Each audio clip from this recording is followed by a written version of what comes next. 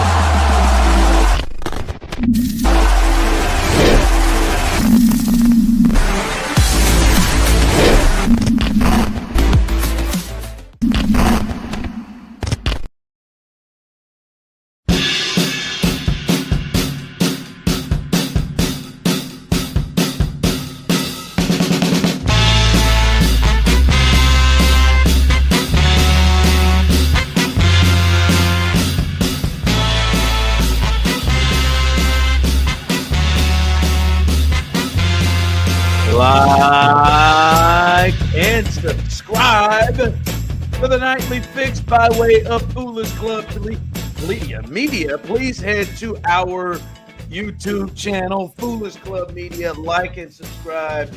If you don't, chlamydia is coming your way. Like and subscribe. Dang, okay. Wow. Don't be a fool. Wrap your tool or subscribe. Yeah, I think that's the one you can't get rid of. So no, you can get rid of chlamydia. Is that the one? Okay, the gonorrhea you can't. You can get rid of that one herpes. too. You're saying herpes you can't get rid of. Herpes, and also AIDS. But also AIDS, yes. I think they've made a lot of breakthroughs in HIV. Well, but everybody, Magic Johnson's still alive. I mean, he's still kicking it. You know what I'm saying? Again, he had HIV. Why'd you have to go that far, Steve? I mean, everybody knows when you're we're talking about sexually transmitted disease. But everybody knows when you're going to STDs, you stay away from AIDS and HIV. You literally were naming STDs that everyone knows you can get rid of. Also, you were putting out misinformation because you were sitting there saying that chlamydia is forever and gonorrhea is forever. Sir, you know nothing of what you speak of. I made a mistake, you know but everyone knows that chlamydia, gonorrhea, and herpes, those are the fun ones. Then when you move herpes to like, is not the fun one, dude. It's for life, dude. It's still the fun ones. But everyone knows, like, you cross the line when you get to HIV and AIDS. Like that's a different space. HIV. That's a super fun one, right? I don't think you can get rid of. No, it's not being fun after herpes, but that's more of like a concern for women. Just saying, you can have it, just not. Serda, if it's a concern for women, it's a concern for all of us. Okay. I agree. Thank you. Good man. Nobody believed that one. This OKC Timberwolves series. This looks like a matchup problem, and like I am hard pressed to see in Minnesota win a game in this series right now. Maybe it's just they're at home, but I don't see this changing. It looks like OKC is just kind of turning it on when they want to. And again, man, I don't know if I've seen anybody. SGA got the MVP yesterday, got it awarded today. Congratulations to him and his family. SGA also is, as we found out by his wife, someone who is unable to know the black woman's strife. He's married to a white woman. So we just no longer knows the pain once you marry that away, right? We've lost. He's lost that one. Several others on the court. Now he does have a chance to go Russell Wilson if he divorces her and then gets in a relationship with a black woman. Russell Wilson, someone who also didn't know until he married Sierra. So, but I've never seen anybody score 30, like get to 30 as not that I've never, but it feels like SGA can get to 30 points so easy. It's just ridiculous. Like it is insane how easy that he can get to 30 points. Just crazy as hell. So looks like that one about to come to an end. It is a damn near 20-point game with OKC in the lead and tearing up that ass one more time against Minnesota. There's a few things. Real quick, can we talk about something? Whose mom? Wow. Okay. So here on the Nightly Fix, make sure you like and subscribe, guys. I have been the butt of Ron Hughley's jokes because I've confessed my love for a certain WNBA player. And he talks. I've been the butt of any jokes because of your love for Caitlin Clark. Can I finish? I just want you to be accurate. All right. Okay, fine. He's always saying that she doesn't look great, she doesn't look good, but alas, again, I don't think that's accurate either. I hate to be a stickler here. I've never said that. I just said she's not my cup of tea. She's not my cup of tea. She's not your cup of tea. I said she's an attractive girl. She just don't do it for me. Steven, I know this is last minute, but can you pull up that video? Sorry, I'm hijacking the shit out of this. My bad. That's fine. I just wish it was a little quicker. I can't wait to see the video. I was pulling a screenshot. I mean, I could get the video. You can screenshot my ass is what you can do, Steve. We've already done. Oh no, that was the boil. Look at that. Look at that. Look at that. Look at baby girl walk. Look at them legs. Look at that. You telling me that's not a good looking woman, Ron? I've never said it's not a good looking. She is not my cup of tea. What is your cup of tea? Are you chamomile? Are you lavender? Are you mint? Yeah, what are you? I mean, just not my time? Not my frame and look. She's a nice. I don't look at her and think attractive. Not that I'm saying she's ugly. Not to say she's ugly. I just don't see her like that. Look at that. I don't see her like that. Look at that. Good for her. Look at that. I want to watch her hoop. She looks great. That's what I want, man. Thank you. I want to see her come off the screen.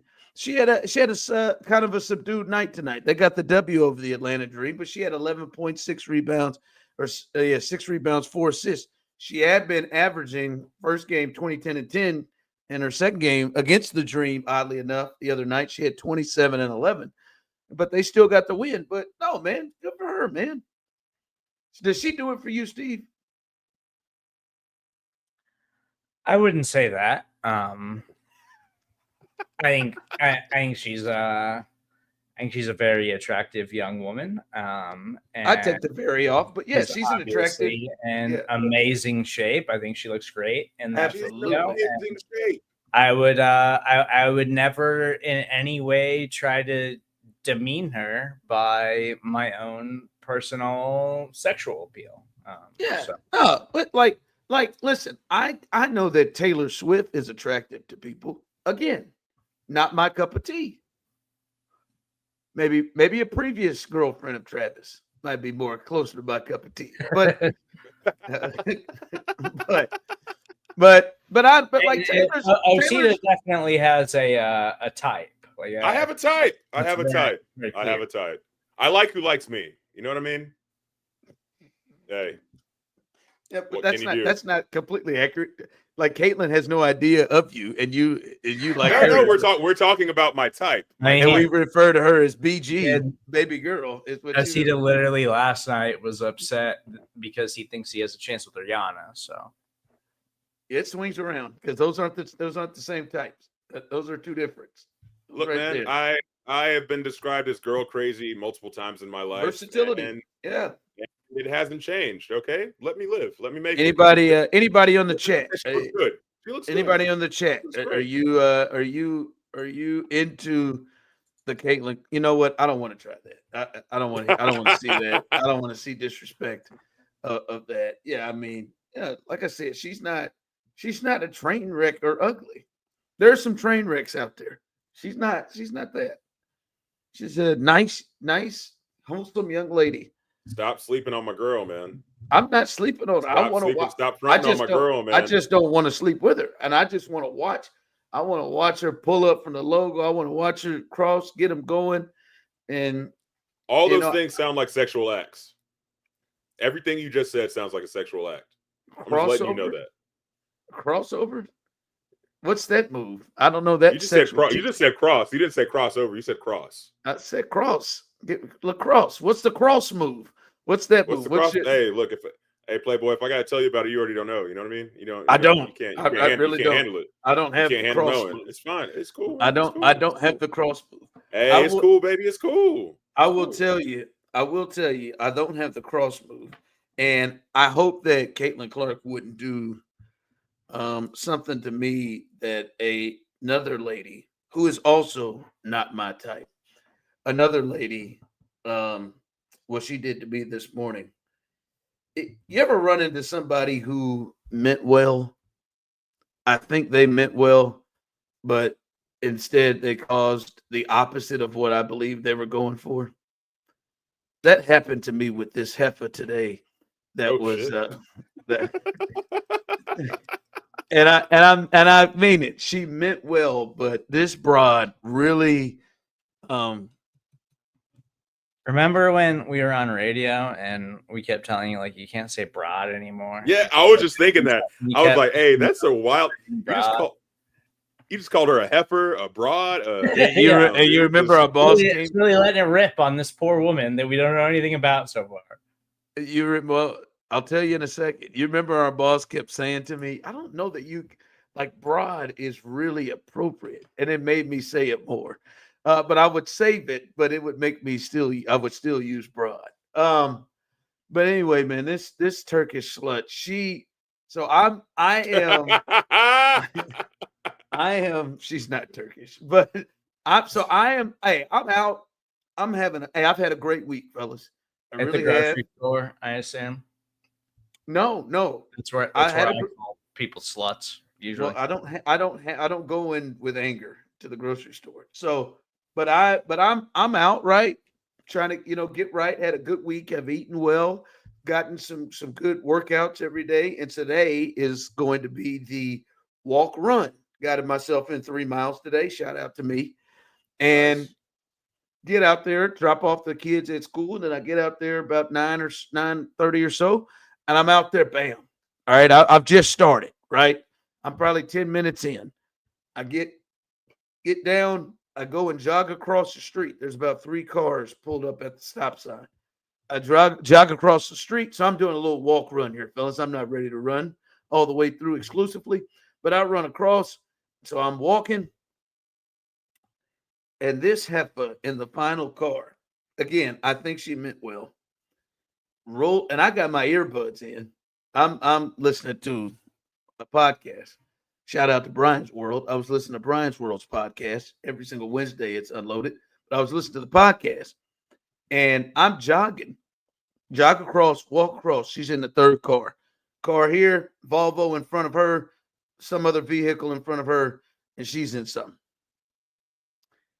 And she rolls that window down. And she looks at me and she goes, "You're doing great. You're doing great. Keep up the good work. Don't give up.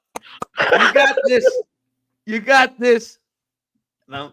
And like I stopped myself and take my earbud out because I'm thinking maybe she needs something. And she did that. And I was just like, okay. Like she was white, right? No, I don't think she was. Really? She was Really? black. She was black. Really? I'm surprised now. Really? She was black. That's wild. By the way, all I could see was shoulders up, and I'll save that on. But I'm just sitting there like, I'm like, damn, bitch, do I look good? Like if I was certain to work out. I'm just saying if I were Serda running across and then walking, do you feel like you want to tell Serda that he's doing a great job, or maybe the other skinnier people that look like they're used to doing this to him? I mean, it was like she basically like in front of all these other cars. Like I wanted her to just get out the car and say, guys, get out. Get out, guys. Look at this fat piece of shit walking through trying to work. Get out. Give him some encouragement, big boy. Hey, big boy. Oh, great job. Great job. And I'm just like, I'm like, what the? Like she deserves to be called a heifer and a broad. That would upset me too. I honestly could see the look in her face, and I just want to take this time to say, as I said, I saw her shoulders up. She could have got her ass out there with me. I'll just say that. Get him. I don't know what the rest is, but that wasn't a fit person sitting in that damn car. I will just take that wasn't Caitlin Clark sitting in that car. I'll tell you that.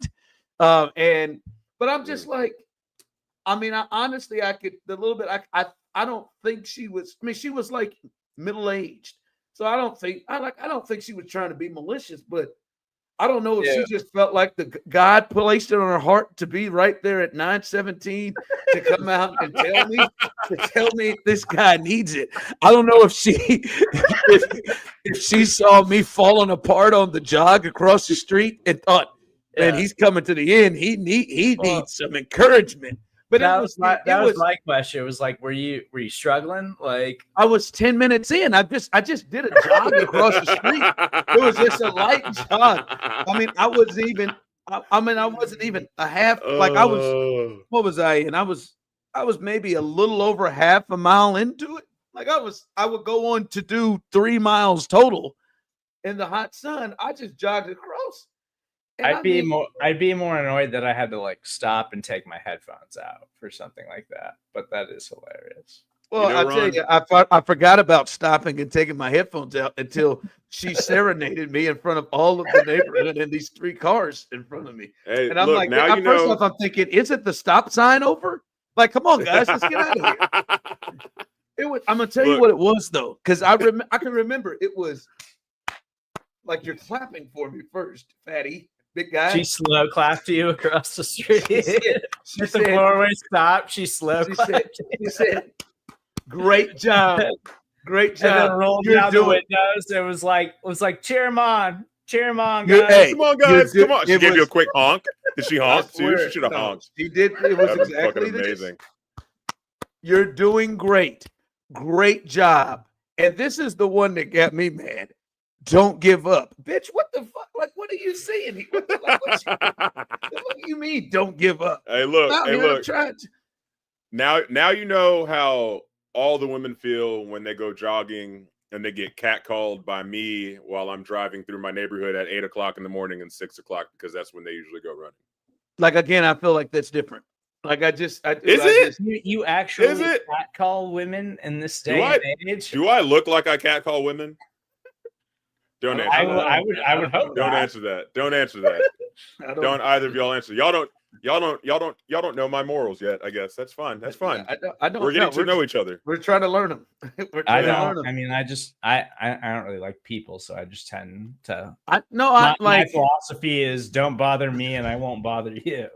Listen, I'm not saying that the young ladies feel great about it. I'm just saying, like, it was like, man, I'm out here minding my own business, man, and you just gonna like scream like, yeah, hey, I'm out here getting my doing my thing, and you gonna come out here, oh, great job, like, okay, bitch, what are you saying? I'm fat? Like, yeah, man. Exactly.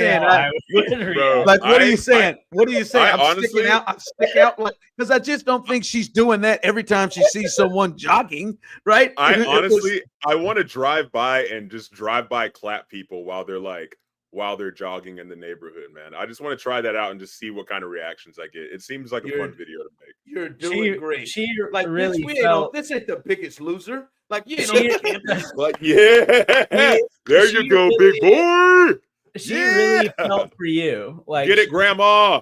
She was like, he's starting this journey, and I'm gonna shout him out, and I'm gonna give him some positive encouragement as he tries to fight through this. I know he's struggling right now. Like, he just needs.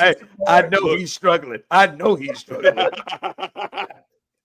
Look, Ronald, what if that was God speaking through her, you know, to give you the motivation to continue on? You know what I mean? No, I didn't. Listen, I have a close relationship. I got a close relationship with God. I didn't get that. I didn't get that. You can't tell me you weren't saying fuck that bitch for like 3 miles. No, well, at first the entire time you were like, man, I'm not gonna lie. I'm not gonna lie. I'm not gonna lie. I'm like, damn, man, maybe I should stay inside and do the Peloton. Do I look this like, damn, am I looking this bad? Is that what people looking at me when I'm in the gym? Like, damn, man, keep going, man, keep going. You're just trying to get better. I'm out here trying to yeah, I ain't gonna lie. She took me down for about a good 10 minutes. Like, look, I just look back at her. I'm like, does this bitch think this was helpful to me? Just in front of all these. I would be overcome by that. Yeah, I would be livid about that. I'd be mad the entire 3 miles. The entire 3 miles, I'd be cursing her name, dude. I just did this like. Thanks. I would be sitting there thinking about how, like, if I saw her like at the stoplight, like just like slash her tires or something. Yeah. like it's like, I'm gonna get that license plate. I'm sitting there walking like, maybe it's the shirt that is really giving it away. Let me adjust the shirt more. Let me pull this shirt down. But I mean, again, I do not believe that she was doing this to be. I think her intentions were like, oh man, I just want him to know that man, he's doing great. But I just don't think you understand how that comes off or what a person would do. You don't know me at all, ma'am. That bitch said, don't give up. That was the piece. That was the piece for me that just really, really annoyed the shit out of me. By the way, the Thunder went ahead and took care of them. They beat the brakes off Minnesota. So this thing will swing back to Minneapolis, and I think they're going to beat them 2 more times there as well. Just a straight up ass kicking. All right, I want to do this test because I think this is fascinating to me about this figure in sports. And I want to do this with Osita first. Uh-oh, look at me. Excuse me. That lady got to me one more time. Help me. Nick Sirianni, head coach of the Eagles. Kind of like the Undertaker. Kind of an interesting guy, Nick Sirianni. Shaved his head in the middle of the season and just for a bit of a change up. Young guy. There's Slick Nick. He just got a new contract extension. And his Eagles just won the Super Bowl. And I'm going out of the limb. I'm going to assume that you, Osita, don't know a whole lot about Nick Sirianni. Not at all. Real quick, can y'all both Google Nick Sirianni real fast and see the photo that pops up for him? Let me see. It's fucking terrifying. It's terrifying. I mean, Nick's got a bit of a look to him. Yeah, he's just staring it down with that good beard. I think that's pretty much how he looks all the time. His eyes, dude, are just like no. I see him as the picture with the hat he's got cocked to the side. That's the Nick Sirianni I get. But I just want you to listen to this accomplishment, what he's done. He has been the head coach, Osita, and I just want you to I'm just going to throw out facts to you. He's been the head coach, Osita, for 4 years. He is 48-20 in his 4 years, damn near 30 games over 500, 70+% winning percentage, which is one of the tops in NFL history, if not the top in NFL history. He's 6-3 in the postseason. He has made the playoffs all 4 of his years as a head coach. And this first year, he took over a losing team. They went to the playoffs, lost to Tom Brady. The then very next year, second year, they had the best record in the NFC. They won 14 games. They lost a heartbreaker down to the wire Super Bowl to the Chiefs and Patrick Mahomes. The next year after that, they won 11 games. They started out 10-1, and then they lost to the Buccaneers. The year after that, last year, they were 14-3 and then won the Super Bowl in blowout fashion over Andy Reid, who is thought to be the best coach in the game. Nick Sirianni outcoached him in that game. His staff was better, and they played better. If I were to tell you he's done that in 4 years and done those things, if there are 32 coaches, you would think he's in the top what, Osita, based off what I've said to you? At least got to be like top top 10 to top 5. Top 5 for sure. Yeah, top 5. All right. Now let's try this. Serda, do you think that Nick Sirianni is an elite head coach? No. Do you think Nick Sirianni, like if I start rolling, let me start rolling down names. Let's see how many, because Osita said top 5, right? His resume sounds amazing Stacked. as Osita, right? It's stacked.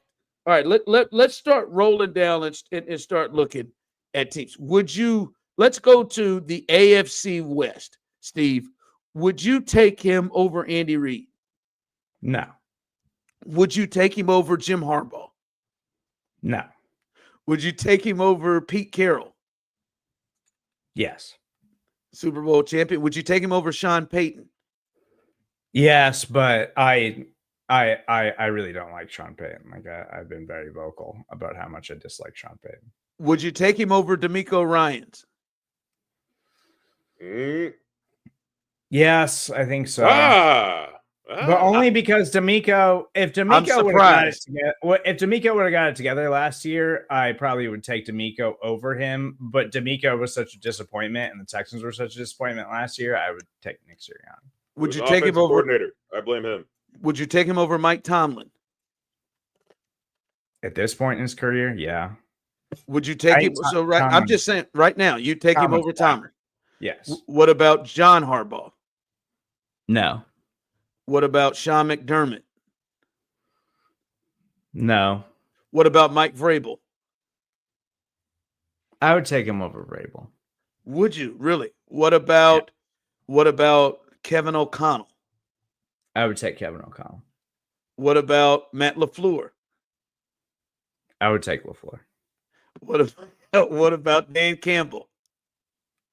I would take Dan Campbell. What about Sean McVay? Sean McVay, easy.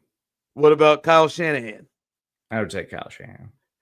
We have rolled through. I'm just doing an exercise. I think we've passed 10. Like, that is my thing with Nick Sirianni. It is one of the craziest things of what his resume is and how people actually think about him. And it does not matter that he's won a Super Bowl and did everything that he's done. I just read this to OC, to somebody that doesn't know a whole lot, just heard it and like, yeah, that's top 5. And then Serda, who I think knows football as well as anybody I know that hasn't played or coached. Like, you just rattled off a good 12.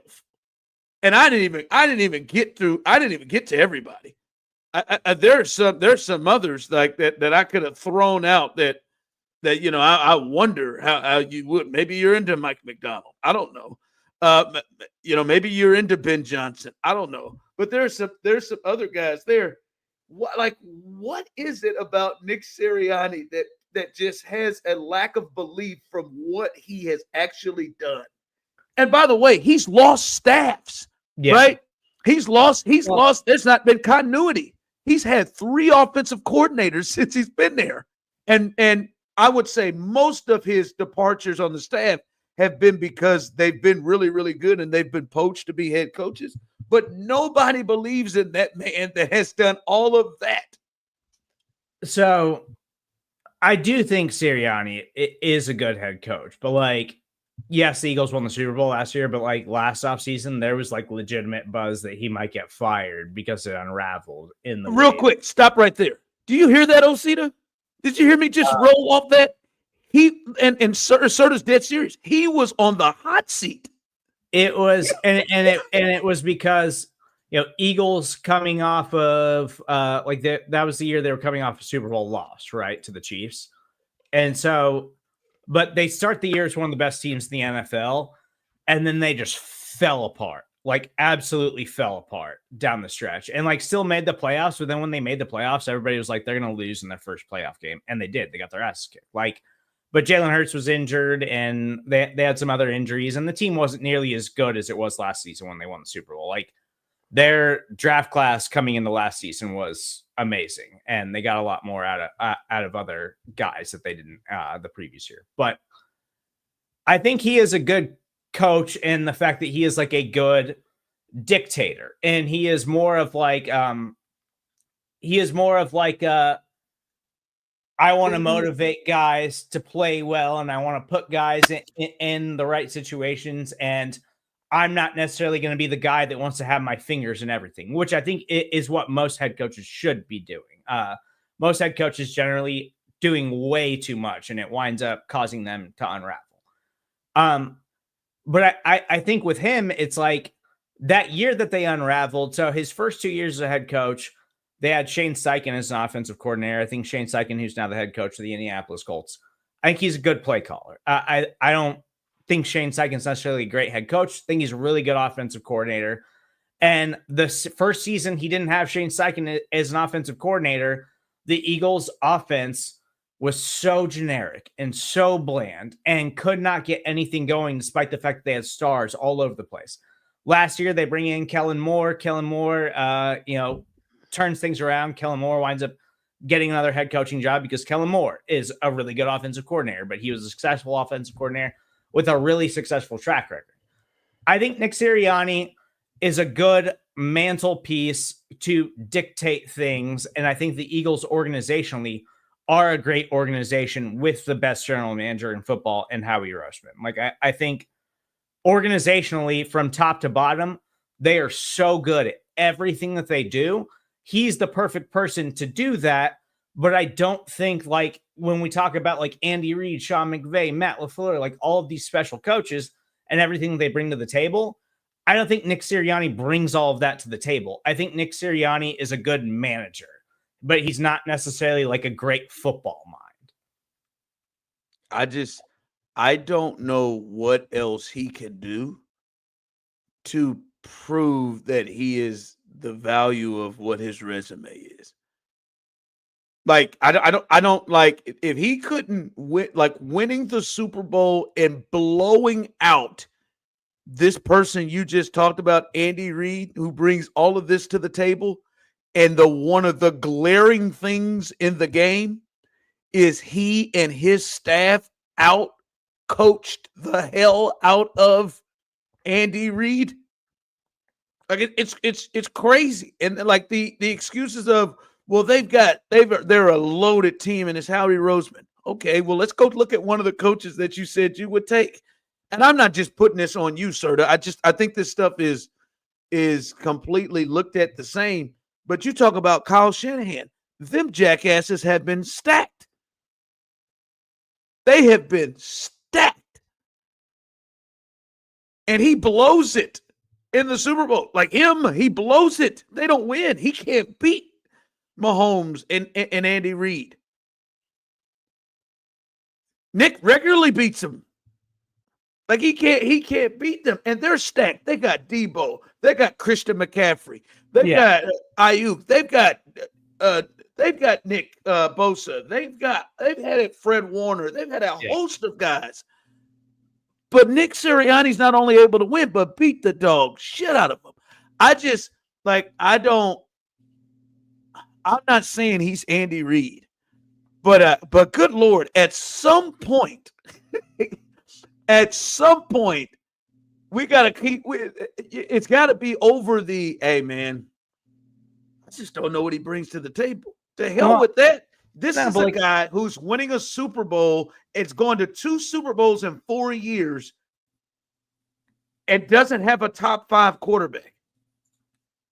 So, I think him and Dan Campbell are very comparable head coaches. Like, I think Dan Campbell, really, really great head coach. Like, Dan Campbell, like, he was a tight ends coach forever. Like, and like an assistant head coach and a guy who like bounced around the league, but basically everywhere he ever was, everybody loved him. Everybody was like, Dan Campbell's like greatest dude. All the players love him. Like he is a football guy through and through and whatever, but he was never like an offensive coordinator, but he was like assistant head coach, interim head coach, like things like that.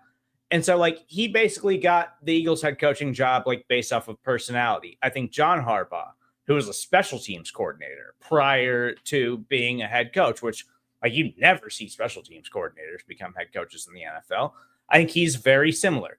he's very good at dictating the assignments. He's very good at identifying good people to work under him and putting them in the right situations to succeed. And I think Nick Sirianni is that kind of coach. I think he's in that tier of like Dan Campbell, John Harbaugh. But what separates the Shanahans, the Andy Reids, the Sean McVays, the Matt LaFleurs is that they're excellent head coaches. They have great staffs, and they are great at grooming other young coaches in the league.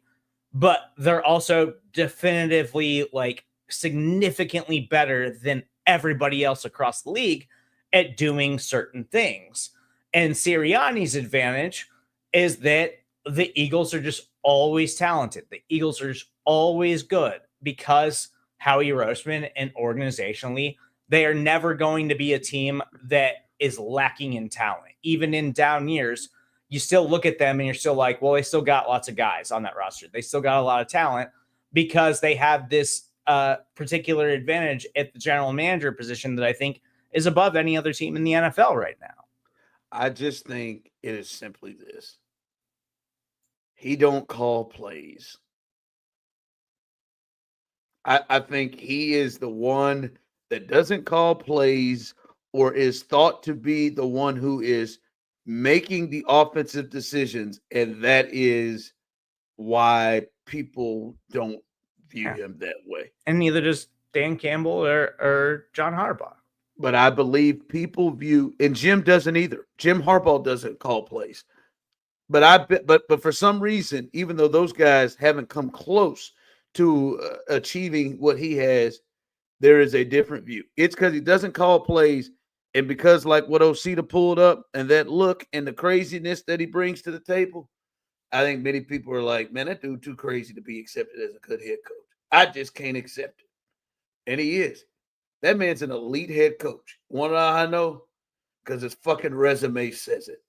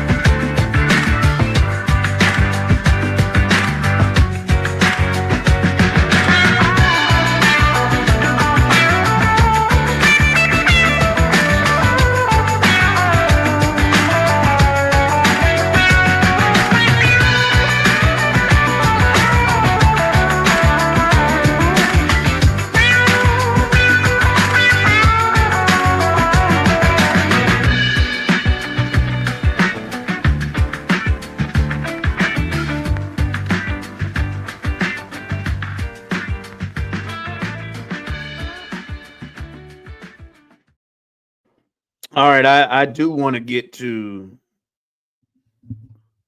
the heat check here because I think we need to soften up the blow here because I might piss off some people, in particular black folks here in just a few minutes. Because dare I try to, I don't even know that I want to do it, defend RG3 in some way. I'm telling. I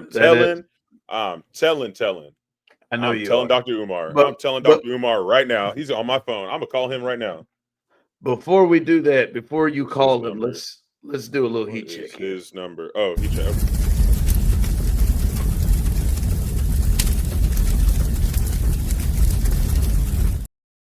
Diddy. Oh, Diddy, man. did he do it?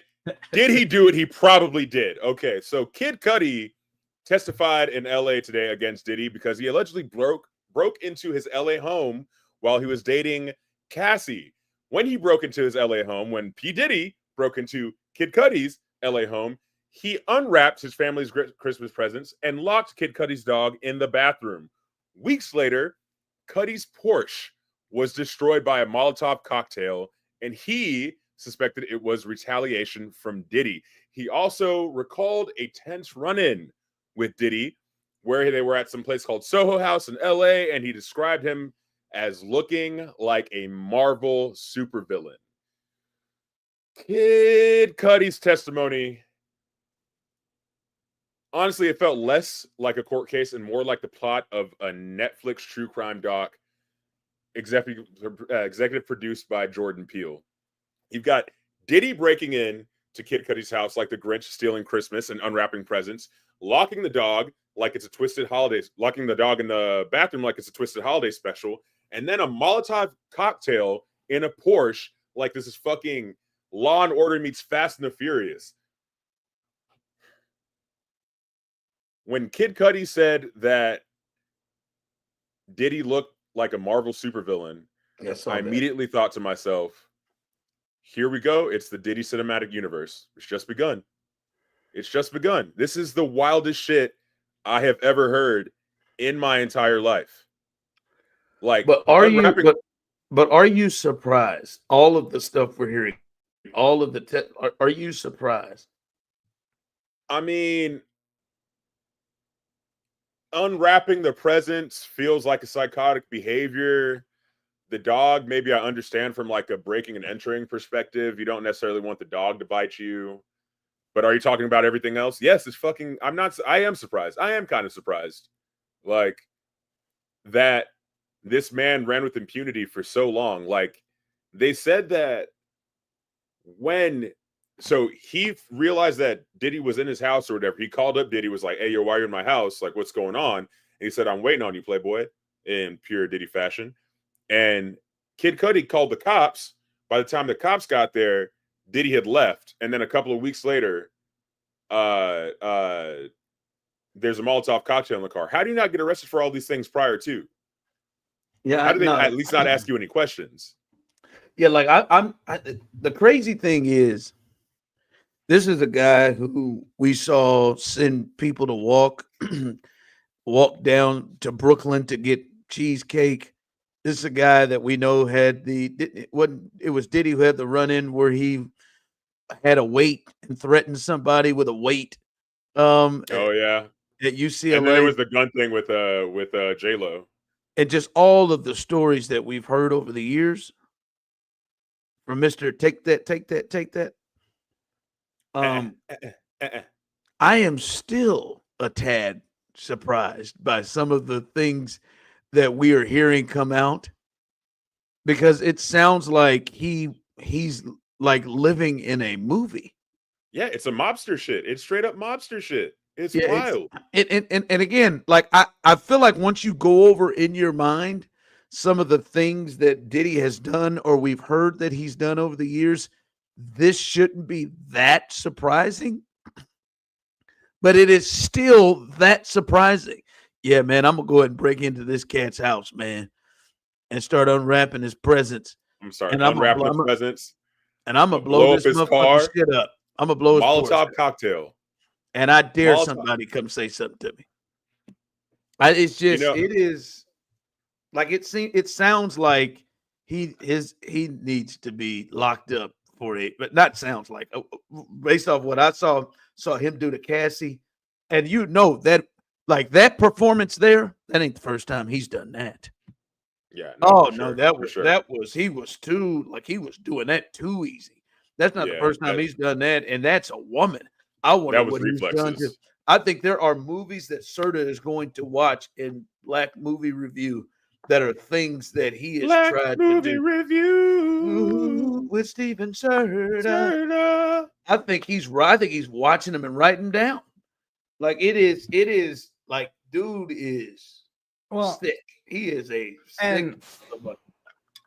And like obviously like there's just like heinous things that are coming out in this trial, but yeah, that's what's crazy about all of this is that like not even like the how rich he is and like the privilege of all of it, but it's like literally like it feels like he was going out of his way to be the villain, to be the guy that everybody feared, and it was like, you got all the money in the world. Like, what do you need to do that for? Like, you have money to have influence and power. Why do people also need to fear you?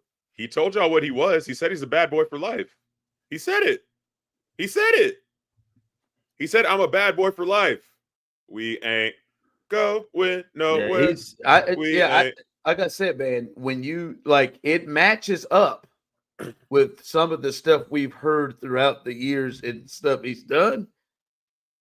But it still is like, hold on, man, you did what? He did what? Hey, but low-key, shout out to Kid Cudi for turning tragedy into triumph, because after hearing the story, I went back and listened to some of his shit. And if he has an album that came out, I think in like 2013 called Indicud, that the front of it is an explosion, which I assume is like it's alluding to the fact that his car was firebombed. And he also has a song called Porsche Topless, which, I mean, what a great way to like, turn something bad into something good. Am I right? I tell you, I wonder. No, shout out, Creative I'm genius. glad he came to the stage and said so. But I'm looking like, what about the gentlemen that have dated Cassie since? Who else has run into issues? Is anybody else that because Diddy sounds so crazy? Like hell, it's you ain't with nobody but me, and I'm gonna whoop your ass. Like I just wonder, has anybody else run into issues? I know Wayne. I know Wayne dated her for a little bit. Did he? Yeah, but Wayne, but Wayne's gangster, dude. Like Wayne, I wouldn't do that. That's crazy. I mean, not that I would, but yeah, that's crazy. I think Diddy is nuts. So clearly, I think he's above the law and above everything. Wow, shit. All right, I want to get here with RG3. Do we have to? Yes. And I said this the other day. I am like RG3, very much like what I say about in a completely different way, but I say about Caitlyn.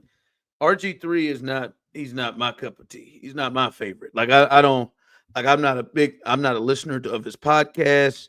I don't like his game style, the way he calls games and all this. I'm not an RG3 guy. But I've kind of looked at him a little bit here over the last week, and I think a lot of the shit we are seeing with him stems from, I think, one of the problems in the Black community that we don't really talk about or view big. And I think a lot of people who are commenting on the RG3 Ryan Clark situation aren't really sensitive to it. They're sensitive to a lot of things. We're sensitive to, the strife that Black women go through, which we should be. We're sensitive to a lot of different things. But one thing in the Black community that isn't sensitive, that people aren't sensitive to, because many times people in the Black community are the ones guilty of doing it, is the Black person who is made to feel like they're not Black enough. The Black person, the Black person that is looked at by its own people not being able to be accepted for being themselves. And I don't know how much you know the history of RG3, Osita. I know, Serda, you probably do. I would imagine that this is something that he has dealt with his entire life. And now that I have done some digging on him, it is something that he is on a lot. If you go through some of his interviews, like a lot of it, it seems like he is kind of sticking the flag in the, what's it like to have felt like you weren't black enough? What's it like to have biracial children? What's like, I'm seeing him do a lot of interviews. It seems like this is something that he is really passionate about. And I would imagine, I wonder how RG3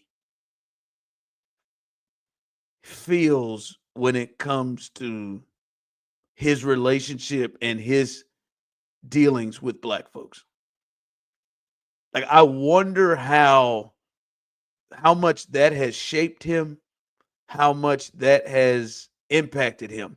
I watched him do and I don't know, like I said, you remember, Serda, you know the Rob Parker. You remember the Rob Parker story, right? Yeah, absolutely. So Rob Parker, do you know anything about this? When Rob Parker on national TV called him a cornball brother?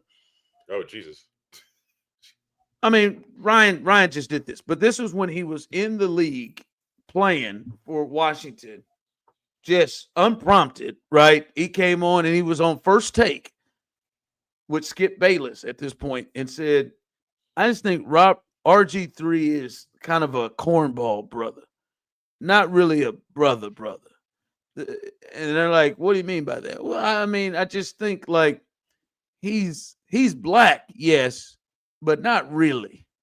Like he's not down for the cause, is his words exactly. How many times you think RG3 in his life has heard some variation of that? Probably many.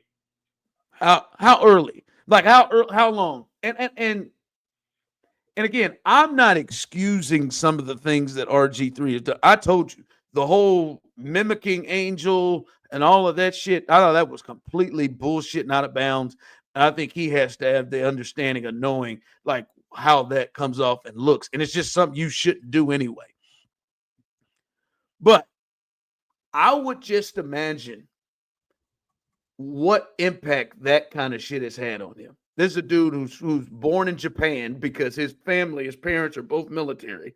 And so he's moved all across the country and he's been talked about his hair and how he wears his hair. And I'm going to tell you what, I don't think I have experienced near as much as RG3 has. I just heard you say, Osita, been there. I've been there. I have been there in some form or fashion, felt by my own people that I'm not black enough, or made fun of, or had jokes like stupid shit like, hey, why you talk so well? Why you talk so proper? Or made fun of I get the immediate talk white thing. I've gotten that my entire life. You go out there to Blue Springs? Oh, you go out to that good school? What? Like, but it's a like you just out there with the white folks, or you ain't a. I don't think people understand or could imagine a place that would take somebody and how difficult that could be. That, damn it, I feel, and I'm not saying he's right, but I would imagine Robert Griffin maybe has felt more comfortable and accepting from white folks than he has from black folks around.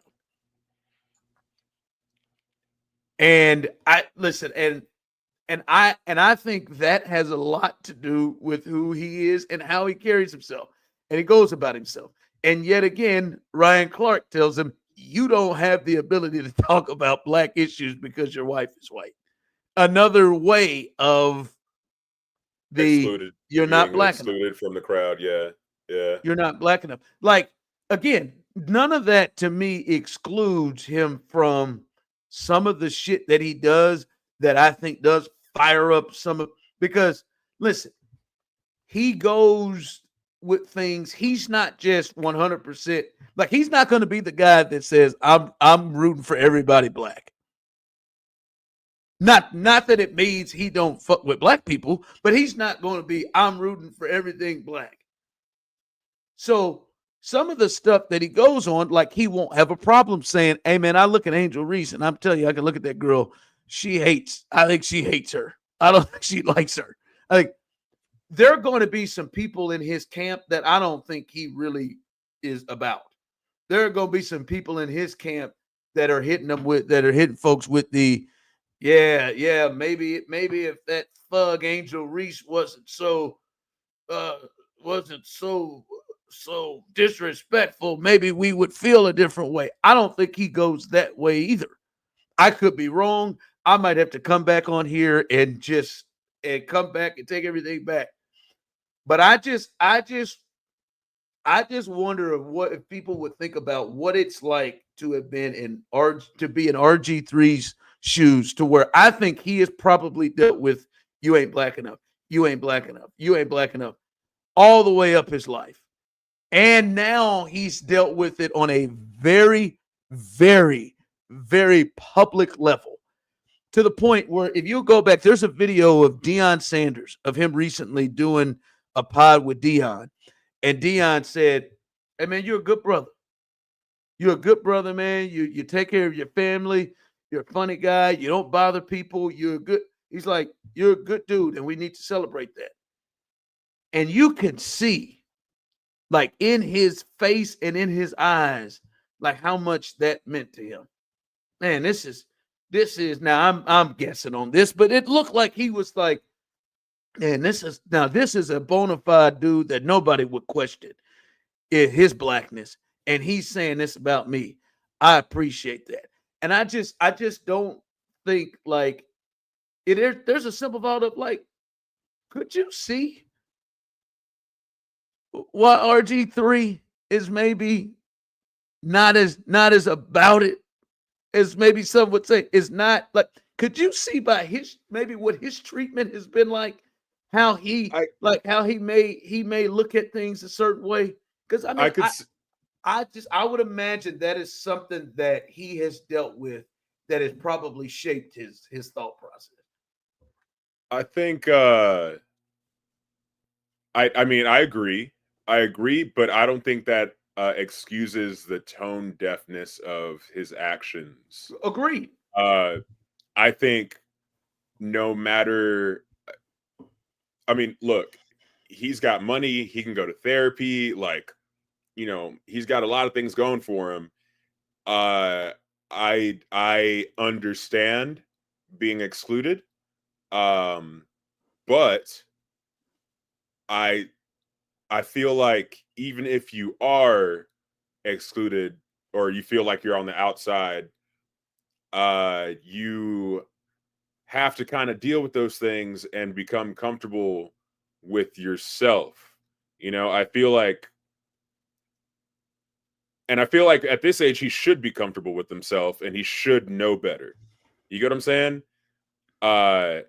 Yeah, it sucks. Like, trust me, I'm a weird black dude. Like, been that way my whole life. I know I'm completely aware of who I am. So like I do know how it feels to be on the outside, but it's still, there's no excuse for like lashing out like that. You know what I mean? Like, you gotta be able to know exactly, you know what I mean, especially on a podcast and stuff like that. Like, you're like, look, he may not be married to a black woman, but I'm sure he studied black history. I'm sure he's had black friends. He's been in the black community and stuff like that. He knows what it is when people sit there and, like, you know, call a girl ghetto, or I'm sure he's gotten the angry black man thing a billion times just for like raising his voice a little bit. You know what I mean? You should know better at a certain point. Yeah, like I said at the beginning, I'm not excusing some of the things he's done. I think it's, like I said, bullshit. Some of the things he's done, but I can understand why he is like, no, man, fuck all of y'all. Like, I've been dealing with the Ryan Clarks of my. Listen. I've dealt with it too, Osita, and I have dealt with it differently. And then I have found a group of Black folks that are like-minded, and we're similar in whatever. But could you see how somebody who has dealt with this maybe as much as he is and has, and that at some point his finding out, as you just said, Osita, who he is fuck all of y'all. So fuck y'all who won't ride with me, I'm not good enough to be who I want to be around. Fuck all of y'all. And Ryan Clark and many people who are coming out saying it and reacting to it are just reinforcing all of that. Again. Yeah.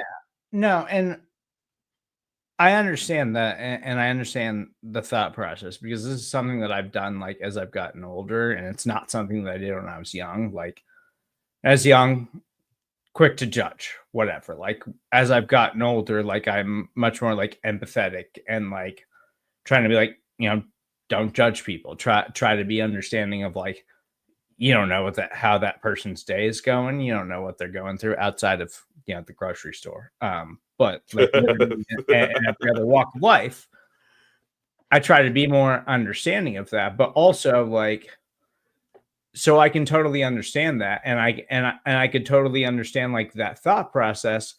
But also, there comes a time where, if that's something you're dealing with at a certain age, you have a responsibility to try to explore that and to try to figure that out. And Robert Griffin is in that age range. Like he is successful, he has traveled, he has been through a lot as an adult. And so if that's something that is still bothering him to the point of where he's like thinking about it and in a way like that, like that's something he should explore as an individual. And that's something that he should do some work on, as opposed to letting it dictate what he thinks and what he says on the platform that he has established for himself. Yeah. Who's to say that he hasn't been getting help, and who's to say that this is like where he is right now in his journey? Because I'm going to tell you, when he did that video, and I can be wrong as hell and giving RG3 way too much credit, but when he did I believe Angel Reese hates Caitlin Clark video, I think when he used the terminology hates, I think he probably knew that would be a bit provocative and may get people to like click worthy. But I don't think he bit that in. Oh, here we go. Like a God, who's my guy that runs Outkick? Clay Travis. I don't think this was like a Clay Travis or Jason Whitlock where he purposely is like, all right, I'm going to use this to go ahead and push forward the trope of the angry Black woman. Now, I think there's a point of which you could say he should know that, but I think he would have done the same thing and saying like Draymond Green hates Rudy Gobert. Like I think he would have done the same thing. And so when he did that, I think he was trying to push clicks. I don't think he was trying to push a trope of angry Black women. Could be dead wrong on that. And RG3 is Jason Whitlock, and he's pushing these things. I don't think that was the case. And he went through and did that thing, and I think was very, like I said, about the mimicking and all this. I thought that was horse shit. But then the response off of that is from Ryan Clark telling him that, and you can't even speak on these issues, man, because you got a white wife at home. You don't know these issues. You don't know this because you're married. The two people you've been married to aren't Black. So the response to that is just, whoa, okay, how did we get here? I do believe Ryan Clark's it's actually weird. I think Ryan Clark and Angel Reese are in very similar situations. And what happened? I think Ryan Clark reacted to it because it was who said it. I think Ryan Clark reacted to what RG3 had to say because of who said it. I don't think he was that bothered by it. There's no way you go there and take that to you don't know the black woman's plight because you're not married to one and you never have been. You took that to that point because you don't like him. Dare I say you hate him. Just like Angel Reese gets fouled and has gotten fouled worse than she got fouled by Caitlyn. But she looked up and saw who the hell it was. And her reaction went to that because of who it was. Could have been somebody else on the team. I thoroughly believe that because she don't like her. But I know I'm taking up time. I just think like we're not sensitive to that part of it. To how, like, I understand what you guys are saying. Like, it's his responsibility to get help. Who knows he hadn't got help. But Osita, that's a thing that fucks with you for a long time. Oh yeah. That's not a thing. Trust me. And again, and neither one of us, who both of us, if we've said experience, neither one of us haven't experienced it across national television. Multiple people coming out to you saying that, and then imagine what his mentions look like from black folks. Yeah. Oh God. Like I'm just saying, like you think of that. What would make him like? I know it's his responsibility, but what would make him say, you know what, man? I'm gonna force myself around black folks. If that's been his experience, I'll force myself, put myself in this position to be looked at like this. Nah, fuck that. I'm gonna go somewhere where I'm comfortable. I'm not saying I agree with that, but I think if you're dealing with it from the level that I think he has dealt with it, I don't know, y'all. Like, just to think it's just that easy and to just be forgiven of that. Because everywhere he turns, he gets reaffirmed. Black folks, I'm not good enough for black folks. I know there's gonna be some folks out here completely disagreeing with me. But I believe at every turn, and it may not even be actually reality, but I think it's his reality, and I think he sees enough to prove that reality for him. Well, there is something to be said for, feeling excluded by your own culture for years and years and years and years. Like, definitely, like, I can sympathize with him on that if that is in fact his reality. But I mean, like I said, like Serda said, like at a certain point, get your shit together, dog. Get it together.